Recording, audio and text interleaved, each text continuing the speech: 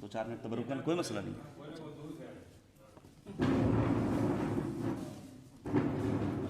اللہم صلی علی محمد وعلی محمد وعلی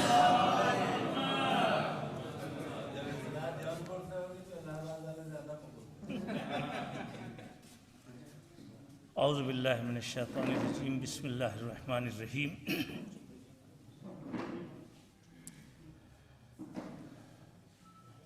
شہزادی فاطمہ زہرا سلام اللہ علیہا کی پوری حیات اصلاح معاشرہ کے ساتھ ساتھ ترقی فکر و ترقی معاشرہ میں گزری، اور اب یہ الگ بات ہے کہ اہل نظر جس حد تک ان کی حیات سے اور ان کی سیرت سے سبق حاصل کر لیں، اسی حد تک ان کا گھر بھی منور اور جنت بن سکتا ہے. ورنہ یہی مختصر سا جو واقعہ ہے کہ غلام نے کہا کہ فضہ تم جنت میں نہیں جاؤ گی، تو فضہ کہتی نہیں تم جنت میں جاؤ گے. یہ بالکل آپ کا روز کا سنا ہوا جملہ ہے. کتابوں میں پڑھی جانے والی جنت اور ہے، اور شہزادی فاطمہ زہرا کی سیرت کے ذریعے سے گھر کو سجا اور سنوار کے اسے جنت بنا دینا اور ہے. شہزادی فاطمہ زہرا نے اس طرح سے سجایا سنوارا اس گھر کو. دیکھیے کام جو تھا امام حسن امام حسین علیہ السلام کا، مرسل اعظم کا اور مولا متقیان علی بن ابی طالب کا، یہ سب کا کام بہت ہی عظیم تھا. اب وہ سب کام کر کے جب گھر میں آ رہے ہیں تو گھر میں جنت کی کیفیت محسوس ہو، یہ کوئی معمولی کارنامہ نہیں ہے، بلکہ یوں کہہ دوں کہ سرداران جنت کے لیے زمین پہ جنت بنا کے گھر کو پیش کرنا. قسیم النار والجنہ کے لیے جو خود جنت کو بانٹ رہا ہے، اس کے لیے اس زمین پہ گھر کو جنت بنانا یہ کوئی معمولی کارنامہ نہیں ہے. اور ظاہر ہے کہ معاشرے میں گھر ہی سے معاشرہ بنتا ہے. اگر ہم صرف کتابوں میں پڑھ کے سیرت اور زندگی اور واقعات رکھ دیں یا مجلسوں میں سن کے چلے جائیں تو اس سے کوئی فائدہ نہیں ہے. الحمدللہ علماء اسمبلی اور جامع امامیہ انوار العلوم ہمارے برادر عزیز مولانا جواد الحیدر صاحب جودی، ان کی انتھک دیکھنے میں لگتا ہے کہ بہت آسانی سے یہ کام ہو گیا ہے، لیکن بڑا مشکل کام ہے اتنے لوگوں کا اکٹھا کر لینا، وہ بھی بہت مصروف ترین لوگ. یہ ان کی شخصیت کا کارنامہ ہے جو انہوں نے اکٹھا کیا. علماء اسمبلی کے جہاں بہت سا کے اغراض و مقاصد ہیں، وہاں ایک مقصد یہ بھی ہے کہ آل محمد علیہ السلام کے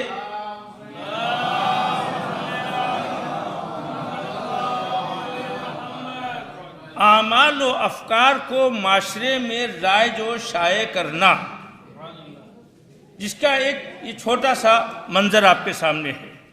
تو گھر جو بنایا، توجہ کریں آپ، گھر جو بنایا وہ جنت بنایا. اچھا ایسا بھی نہیں ہے کہ آج کی دنیا میں جو چاپلوسی کا مزاج ہے کہ غلام نوکر اپنے مالک کی وہ تعریف کرے جو مالک میں ہو نہیں، ایسا بھی نہیں ہے، بلکہ یہ اس گھرانے کے خادم اور غلام اور کنیزیں ہیں کہ جنہوں نے اپنی نگاہ سے جتنا دیکھا ہے اسے بتا رہی ہیں. اس سے بلندتر وہ منظرنامہ تھا کہ جو جناب فاطمہ زہرا نے گھر میں بنا رکھا تھا.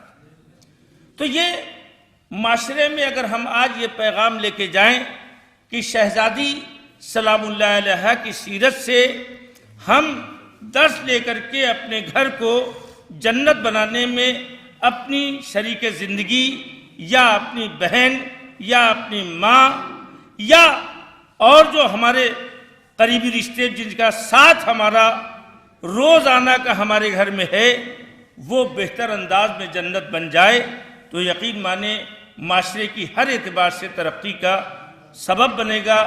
ترقی اور تعمیر میں یہ بڑا عظیم کام ہوگا. آپ حضرات جناب فاطمہ زہرا سلام اللہ علیہ کی اس مختصر سی زندگی پہ نگاہ ڈالیں گے تو احساس ہوگا کہ تھوڑی زندگی ایسی اعلیٰ ترین زندگی گزاری ہے کہ جس زندگی کا کوئی جواب نہیں ہے. بس میں ایک شعر پڑھ کے اپنی بات کو تمام کرتا ہوں کہ تمام دنیا میں آدھے مرد آدھی عورتیں کم از کم ریشیو آدھے مرد اور آدھی عورتیں. آدھے مرد کے لیے 13 معصومین آدھے مرد کے لیے 13 معصومین اور آدھی دنیا کی عورتوں کے لیے ایک شہزادی فاطمہ زہرا. اور اسے سمیٹ کے مرحوم قزلباش صاحب سیتاپوری نے ایک شعر میں جمع کر دیا. آدھے جہاں کے واسطے 12 امام ہیں. آدھے جہاں کے واسطے 12 امام ہیں. آدھے جہاں کے واسطے تنہا ہے فاطمہ. آپ نے دیکھا کہ شہزادی فاطمہ زہرا سلام اللہ علیہ کی حیات طیبہ مختصر ہے مگر اس میں گھر کو جنت بنایا. حسنین کو سجایا سنوارا. جناب زینب و ام کلثوم کو سجایا بنایا سنوارا اور سب کے کارنامے آپ کے سامنے ہیں. آج ہم پر لازم ہے کہ ہم اپنے بچوں کو اتنا قوی اتنا بہادر. ایک آخری بات عرض کر دوں اور بات تمام کر دوں. سب سے بڑھ کے ہر آدمی کسی نہ کسی طرح سے پریشر میں رہتا ہے. دباؤ میں پروگرام ہے اس کا دباؤ, تقریر کرنا اس کا دباؤ, کلام پڑھنا ہے اس کا دباؤ, گھر میں جانا ہے اس کا دباؤ, سامان لانا ہے اس کا دباؤ. یعنی پوری زندگی کے جس میں کوئی دباؤ نہیں ہونا چاہیے ان سارے کاموں میں وہ دباؤ میں رہتا ہے جس کی وجہ سے اس کی زندگی بھی متاثر ہوتی ہے اور اس کے کام میں بھی ترقی نہیں ہوتی.